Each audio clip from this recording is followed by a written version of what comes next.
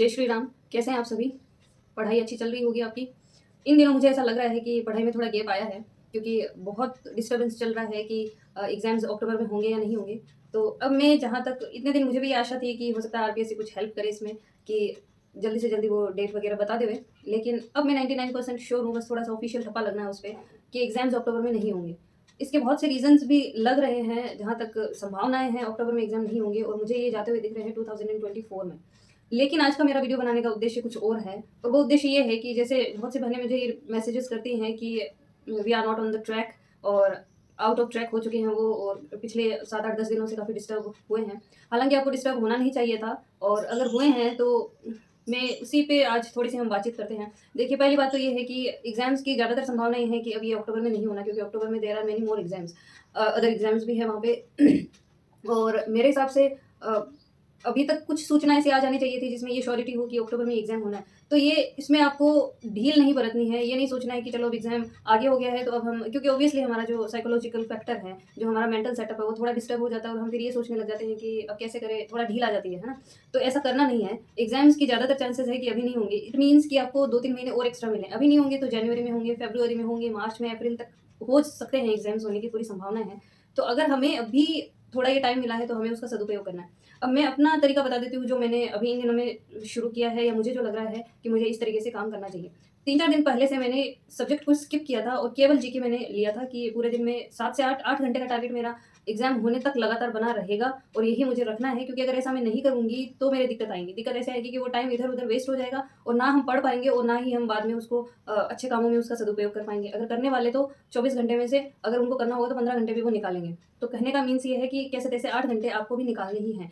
अब मैंने जो शुरुआत की वो ये है कि 4-5 दिन पहले मैंने ये सोचा कि आरपीएससी कहीं न कहीं आके ये कह देगी कि भई आपके एग्ज़ाम्स हैं वो अक्टूबर में होने हैं। लेकिन अब ज जो-जो नए-नए बयानबाज़ी हो रहे हैं, या मीन्स जहाँ-जहाँ से जो-जो लोगों की बातें आ रही है उठ-उठ के, और यूट्यूब पे भी बहुत सारे वीडियोज़ हैं जिसमें सब कयास लगा रहे हैं और सबको पता है कि एग्ज़ाम्स अब अक्टूबर में होने की 99 संभावनाएँ नहीं है। आरपीएससी कहीं से उछल के आ जाए एक दिन में और कह देवे कि ये तुम्हारा टाइम टेबल और आपका एग्ज़ाम अक्टूबर में होना है, तो बात अलग है। बाकी इसके अलावा कोई संभावना नज़र नहीं आ रही है। तो 4-5 दिन पहले तक मैंने ये सोचा था कि आरपीएससी कुछ बता देगी, तो उस दरमियान तक इन 4-5 दिनों में मैं सब्जेक्ट को स्किप करती हूँ और जीके को ज़्यादा से ज़्यादा कवर कर लेती हूँ, और मैंने ऐसा किया भी है।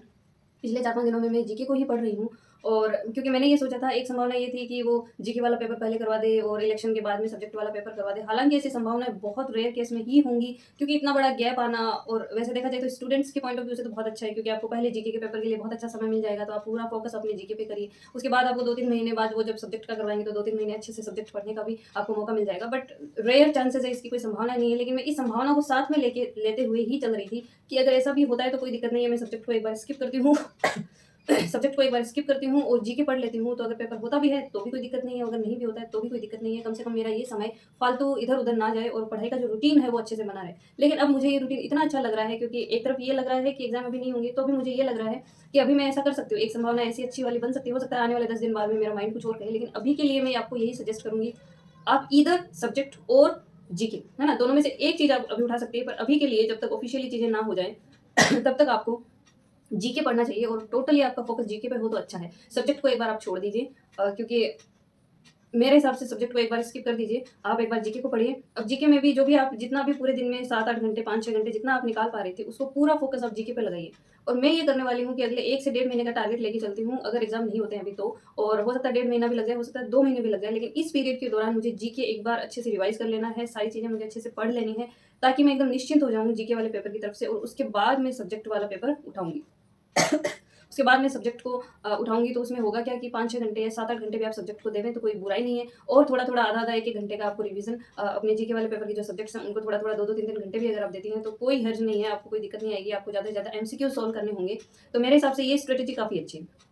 कि अभी के लिए आप जीके ही उठाइए, जीके का टारगेट रखिए, आप जितना भी टाइम निकाल पाती हैं। बहुत सी महिलाएँ ऐसी हैं जो टाइम नहीं निकाल पा रही हैं, बहुत सी महिलाएँ ऐसी हैं कि जॉब करने की इच्छुक हैं, कई हैं जो जॉब में ऑलरेडी हैं, तो वो तो मेरे हिसाब से 4 घंटे ही निकाल पाएँगी, क्योंकि 4 घंटे ईज़िली आप मैनेज कर सकती हैं। सुबह करिए, शाम करिए, दोपहर में करिए, रात को करिए, अर्ली मॉर्निंग करिए, कैसे भी करके आप 4 घंटे निकाल लेंगी। तो उन 4 घंटे को आप पूरा यूज़ आप जीके को तैयार करने में ही करें, अगर एग्ज़ाम अभी नहीं होता है तो। तो 2 महीने, 3 महीने का टारगेट लेके चलिए, 3 महीने तो नहीं, 2 महीने का ही टारगेट लेके चलिए कि उसमें आपको जीके एकदम अच्छे से थॉरोली पढ़ लेना है, कवर कर लेना है, और बहुत सी महिलाएँ बहनें ऐसी थी जो ये कह रही थी कि हम अब लास्ट के 1 डेढ़ महीने या 2 महीने में कैसे तैयारी करें, कर सकते हैं क्या? तो देखिए अगर पेपर नहीं होता है तो आपके पास 4-5 महीने का आपको टाइम मिलेगा। तो अभी भी समय है, अगर आपने स्टडी शुरू नहीं की है तो शुरू कर दीजिए। जो न्यूकमर्स हैं, जो नए हैं वो भी शुरू कर दीजिए और नेट की तैयारी भी इसकी आपके साथ ही होगी और हो सकता है सेट भी करवा दें। उसका तो मुझे ज़्यादा आइडिया नहीं है सेट का तो, पर नेट का हो सकता है कि पेपर इस दरमियान आ ही जाए, एक आएगा ही। तो उसको भी करिए आप, हो सकता है आपका नेट निकल जाए, तो इसमें पूरी संभावनाएँ आपकी बनती है आरपीएससी में, मीन्स असिस्टेंट प्रोफेसर वाले एग्ज़ाम में, ठीक है? तो करिए, छोड़िए मत, स्टडी को बिल्कुल भी स्किप मत करिए, स्टडी को बिल्कुल भी मत छोड़िए। एक आधी जैसे आपके एक आधे कमेंट्स भी हैं मेरे पास, जिनमें से एक बहन ने मुझे पूछा है कि मेरी पढ़ाई काफ़ी 11 को पढ़ाई छूटी थी, पहले डेंगू हुआ, फिर घर में किसी की डेथ हो गई, नाउ बैक टू स्टडी, पर प्लीज़ बताइए वापस उसी कॉन्फिडेंस के साथ नई शुरुआत कैसे करूँ? देखिए ये सारी चीज़ें आई अंडरस्टैंड कि ये लाइफ़ का हिस्सा है, चीज़ें होएँगी, घटनाएँ भी घटित होएँगी और ईश्वर करे सब अच्छा हो आपके साथ और सबके साथ अच्छा हो। अब आप अगर स्टडी वापस करने लग गई हैं तो कोई दिक्कत नहीं है, एग्ज़ाम अभी नहीं होंगे, ज़्यादातर संभावना है एग्ज़ाम अभी नहीं होंगे। आप एक काम करिए कि एक आधे दिन आप अगर अपने आप को रेस्ट दे रही हैं तो दीजिए, माइंड से इन चीज़ों को एक बार, मुझे पता है कि चीज़ों से उभरना बहुत मुश्किल होता है, लेकिन फिर भी आप थोड़ा-सा एम पे फ़ोकस करते हुए, इन चीज़ों को साइड में करते हुए, धीरे-धीरे वापस रूटीन में आ जाइए और 1 या 2 दिन ही लीजिए रूटीन में आने के लिए। उसके बाद आपको बिल्कुल भी उसमें कुछ भी ढिलाई नहीं देनी है, क्योंकि एग्ज़ाम्स अभी नहीं होने हैं, बहुत कम संभावनाएँ हैं, तो आपके पास समय है। आप 6 घंटे, 7 घंटे, 5 घंटे, 8 घंटे, 12 घंटे, 15 घंटे जितने भी निकाल पाते हैं आप निकालिए, आपके पास अभी समय है। आप आराम से तैयारी करिए, जो हो गया उसको भूल जाइए। उस पे मत सोचिए, विचारिए, ये कर लेते, वो कर लेते, ऐसा हो जाता, ऐसा कर लेती, इतना पढ़ लेती, इतना नहीं हुआ, ये नहीं हुआ। इन सारी चीज़ों को साइड में रख दीजिए, क्योंकि बीता हुआ समय आप 1 सेकंड भी उसका वापस नहीं ला पाएँगी। तो उस पे विचार करने का कोई फ़ायदा नहीं है। हम अगर ये सोचते रहें कि मेरी उम्र 50 साल हो गई है, मेरी उम्र 40 साल हो गई है, 30 साल हो गई है, यंगस्टर्स क्या-क्या कर रहे हैं, तो वो सारी चीज़ें आप दिमाग से निकाल दीजिए, क्योंकि उनकी संभावनाएँ अलग हैं, हमारी संभावनाएँ अलग हैं, उनकी किस्मत अलग है, हमारी किस्मत अलग है।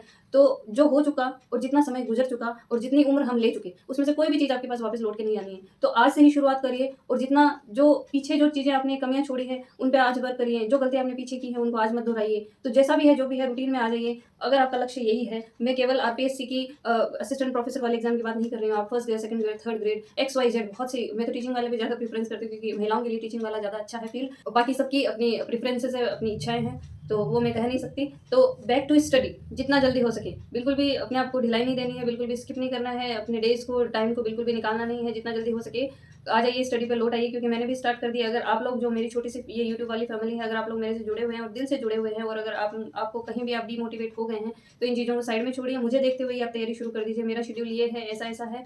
आप अपने हिसाब से अपने शेड्यूल को बनाइए, मैनेज करिए और धीरे-धीरे एक आधे दिन में ही, ज़्यादा समय मत दीजिए कि 2-4 दिन लगेंगे, हफ्ता लगेगा हमें रूटीन में आने में, इतना टाइम अपने आप को मत दीजिए। फटाफट 1 या 2 दिन के अंदर-अंदर वापस आ जाइए। मीन्स अपने माइंड को प्रिपेयर कर लीजिए और अपने रूटीन में, अपने शेड्यूल में वापस आ जाइए। और जिन्होंने अभी तक तैयारी शुरू नहीं की है और मेरा वीडियो पहली बार देख रहे हैं, तो उनके लिए भी मैं यही कहूँगी कि आने वाले समय में 2-3 सालों में आपके लिए अपार संभावनाएँ होएँगी। तो आप तैयारी पहले से शुरू कर दीजिए, एक आधार बना के चलिए, एक रूटीन में चीज़ें होएँगी, तभी आप अपने एम तक जा पाएँगी। और देखिए, एक औरत के लिए, एक महिला के लिए, अगर आप घर बैठी हैं और घर के कामों में लगी हुई हैं, तो बहुत अच्छी बात है, हम भी करते हैं, पूरी दुनिया की औरतें करती हैं। लेकिन यहीं तक सीमित मत रहिए। आप में कुछ भी अच्छी चीज़ है, चाहे आप में कोई भी एक्स, वाई, ज़ेड है, आप इतनी पढ़ी-लिखी नहीं है, फिर भी और कोई चीज़ तो होगी आप में जो स्पेशल हो, तो कुछ भी घर बैठे ही कुछ बहुत सी चीज़ें आप कर सकते हैं। तो खाली मत बैठिए, है ना? खाली बैठ के इधर-उधर बकवास करने के, इधर-उधर दूसरों की बातें बनाने के, मैं तो यही कहूँगी, ये चीज़ें करने की बजाय कुछ अच्छा करिए, कुछ यूज़फुल करिए, जिससे आपके बच्चे भी, जिससे आपके आगे की जनरेशन भी और जिससे आपकी खुद की आस-पास की सोसाइटी भी आपको सराहे, उनको लगे कि हमें इनसे कुछ सीखना चाहिए। तो महिलाओं के लिए मैं तो एक ही संदेश दे सकती हूँ, एक ही अच्छी चीज़ बता सकती हूँ, वो ये है कि कभी भी अपना टाइम फालतू की गॉसिप में और घर की महिलाओं की, दूसरी महिलाओं की गॉसिप में कभी भी अपना समय बर्बाद ना करें। इसमें आपका केवल समय ही बर्बाद हो रहा है और प्लस इमेज और डाउन होती है, वो अलग। मेरे साथ तो ऐसा ही होता है कि मैं कितना भी अच्छा कर लूँ, मुझे कोई अच्छा बताता ही नहीं है। मीन्स बहू के तौर पे भी मुझ में मैं 99 अगर अच्छाइयाँ करूँगी तो एक बुराई हो जाएगी, गलती से भी हो जाता है या जानबूझ के भी हो जाता है। देखिए, इंसानी प्रवृत्ति है, कोई ऐसा तो है नहीं कि हम किसी लोहे के बने हुए हैं या हमें कुछ होता नहीं है। तो हर तरह की सिचुएशंस होती है, तो एक भी गलती हो जाए तो वहाँ पे वो 99 ढकी जाती है और वो एक भारी पड़ जाती है। और भी आस-पास में घर परिवार, मेरे खुद के परिवार में, मेरे खुद के पीहर में, वहाँ पे भी लो तो मेरी इमेज बहुत अच्छी नहीं है। मीन्स खुराफाती, या जिसको कहें कि गुस्सैल स्वभाव वाला एक महिला हूँ मैं। तो देखिए, हम सबको खुश तो नहीं कर सकते, है ना? लेकिन मेरी लाइफ़ में 2-4 लोग ऐसे, जैसे मेरे हस्बैंड हो गए, मेरी सिस्टर हो गई, जो मुझे बहुत अच्छे से समझती है, और मैंने इन इन अपने पिछले कुछ सालों में अपने आप को ढाला भी है, उस हिसाब से कि एक अच्छी महिला वाले गुण कैसे आएँ, क्योंकि मेरे में ज़्यादातर ऐसे जो मेल्स के जो होते हैं ना, गुस्सा और ये जो उनको जो रिप्रेज़ेंट करने वाली जो चीज़ें हैं, वो ज़्यादा थी मेरे में। तो धीरे-धीरे मैंने अपने आप को ढाला कि भई नहीं, महिला बनना है, एक मदर बनना है, एक वाइफ़ बनना है, बहू भी बनना है। बहू के तौर पे तो मैं एकदम सर्वथा एकदम कह सकते हैं कि अ, हर जगह ही मैं नाकामयाब रही हूँ, और मेरे हिसाब से ज़्यादातर महिलाएँ बहू के तौर पे नाकामयाब ही रहती हैं, चाहे वो कितनी भी अच्छी हो, चाहे वो कितना भी अच्छा कर लेवे, उनकी अच्छाइयों को कभी देखा ही नहीं जाता।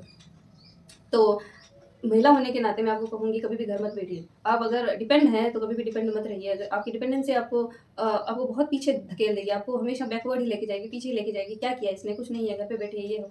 हालाँकि मेरे जैसी महिलाएँ, मुझे ये लगता है, मैं इस बात पे प्राउड नहीं हूँ, लेकिन मुझे ये लगता है 20% ही मिलेंगी, 100 में से 20% ही मिलेगी, जिसको ये रहता है कि कुछ नया करना है, कुछ अलग करना है, ये नहीं तो ये कर लेवे, ये नहीं तो ये कर लेवे, मीन्स खाली नहीं बैठना है या फालतू की गॉसिप्स नहीं करनी है। मैं अपने घर पे ससुराल पीहर में भी बता दूँ तो मेरी, हालाँकि मेरी मदर की आदत नहीं है, वो क्रिएटिव शुरू से रही थी, और लेकिन और बाकी के जो लोग हैं, औरतें हैं, उनको वो सारे दिन फ़ोनों पे लगी रहती हैं और फ़ोन्स पे लगे वो उसकी ये, उसने आज ये कहा, उसने आज ये कहा, और मुझे इन सब चीज़ों से इतना इरिटेशन होता है कि मैंने सबसे दूरी बनाई है।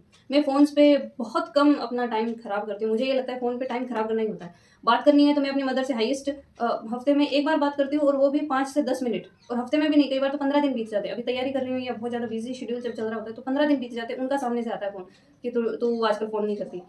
मीन्स मुझे फ़ोन से इतना इरिटेशन है, और फ़ोन्स पे मैंने रिश्ते बिगड़ते हुए देखे हैं, अपने ही घर में मैंने रिश्ते बिगड़ते हुए देखे हैं, बहुत हद तक रिश्ते बिखर जाते हैं, टूट जाते हैं, क्योंकि फ़ोन पे एक पहलू क्या कह रहा है और दूसरा पहलू उसको कैसे समझ रहा है, उस चीज़ को कैसे ले रहा है। मीन्स ये चीज़ें बहुत क्रिटिकल है, बहुत जटिल हैं, इन चीज़ों को हमें इनमें नहीं पड़ना है। तो मैं आपको सिर्फ़ ये सजेस्ट करूँगी, फालतू की गॉसिप में इधर-उधर, इस ये महिला ऐसी है, वो ऐसी है, उसने ये पहना है, मुझे भी ये पहनना है, उससे कंपेयर करना है। कंपेयर आपको करना है ना अपने आप को, तो अच्छे में करिए कि वो देखो आईएएस ऑफ़िसर बन गई, मुझे भी बनना है। तो एटलीस्ट आईएएस ऑफ़िसर नहीं बनेंगे तो एक छोटी-मोटी जॉब तो आप ले ही लेंगी। जो भी है आपकी किस्मत में, और जो भी जितनी भी आपकी मेहनत है वो डिसाइड करेगी आप क्या बनेंगे। तो इन चीज़ों में नहीं कि उसने ये पहना है, उसने ऐसी साड़ी पहनी है, उसने ऐसा सूट पहना है, मैं भी ये करूँगी, मुझे भी ये करना है। आप फालतू के पैसे वेस्ट कर रहे हैं, फालतू की चीज़ें में आप पड़ी हुई हैं, ऐसा मत करिए। आई रिक्वेस्ट यू, आपकी जो छवि है ना, बनाना आपके ही हाथ में है। अपनी तरफ से अच्छा करिए, बाकी तो लोगों के जो सोच विचार है उनके हिसाब से वो हमारी छवि को देख लेंगे, उनकी छोड़िए आप। हमें अंदर से तो ये होना चाहिए ना कि हम बेस्ट कर रहे हैं, अपनी तरफ से अच्छा दे रहे हैं। हमें नहीं मतलब है इन फालतू की सांसारिक उन चीज़ों से जो हमें बुरा बनाए, या अंदर से हमें आवाज़ आए कि ये तो क्या कर रही है, क्यों टाइम अपना वेस्ट कर रही है। और जो पुरुष जो लोग हैं वो ये कहें कि इन औरतों के तो काम ही ऐसे हैं, ये औरतें ऐसी है वैसी है। मुझे इस सोच से बड़ी नफ़रत है, और इस सोच का कारण भी महिलाएँ खुद ही हैं। तो इसलिए कह रही हूँ कि प्लीज़ डू समथिंग, कुछ अच्छा करिए, बुरा नहीं। जैसे वो एक आधी वो इस पे यूट्यूब पे गंदगी फैलाने वाली औरतें होती हैं, कई है जो टीचर्स के नाम पे भी कई है, एक नहीं है, 2-3 है जो ऐसी-ऐसी गंदगी फैला रही है। तो मतलब ऐसा मत करिए, कुछ अच्छा करिए जिससे हमारे जो बच्चे हैं वो हमें देखें तो उनको ये लगे कि यार ये कुछ अलग है। वो भी हमारे जैसा बनने की कोशिश करें, और बने तो बने, ना बने तो ना बने, उनकी अपनी किस्मत है, हमारी अपनी किस्मत है, पर अपनी तरफ से बेस्ट दीजिए। तो रूटीन में आइए, फॉलो करिए चीज़ों को, अच्छे से, मीन्स बेस्ट दीजिए अपना। घर के काम भी उतने ही ज़रूरी है। मैं ये नहीं सोचती हूँ कि घर के काम इम्पोर्टेंट नहीं है, उनको करके मुझे बोरियत फ़ील हो रही है तो मैं उनको नहीं करूँगी। करना है, लेकिन उसके अलावा भी अपने टाइम को मैनेज करिए, अपनी स्टडी को, अगर आप पढ़ी-लिखी हैं। और कुछ आप में अच्छी चीज़ें हैं, जैसे आप सिलाई, कढ़ाई, बुनाई, एक्स-वाई-ज़ेड, डांसिंग, कोई भी क्लासेज़ आपकी, म्यूज़िक की, सिंगिंग की, डांसिंग की, जो भी है आपकी, जो भी आप करना चाहते हैं, जो भी आप में खूबी है, उसको बाहर लाइए, और एक्स्ट्रा जो भी टाइम है फ़ोन पे, रिश्तेदारों में, इधर-उधर की बकवास करने के बजाय उस टाइम को वहाँ यूज़ करिए, ताकि आप अपनी एक अच्छी इमेज बना सकें और सोसाइटी को एक अच्छा मैसेज दे सकें। तो आज के लिए इतना ही, रूटीन में रहिए। That was the main point of this video. तो चलती हूँ मैं, मिलती हूँ आपको नेक्स्ट वीडियो में कुछ और अच्छी बातचीत के साथ। तब तक के लिए नमस्ते, जय श्री राम।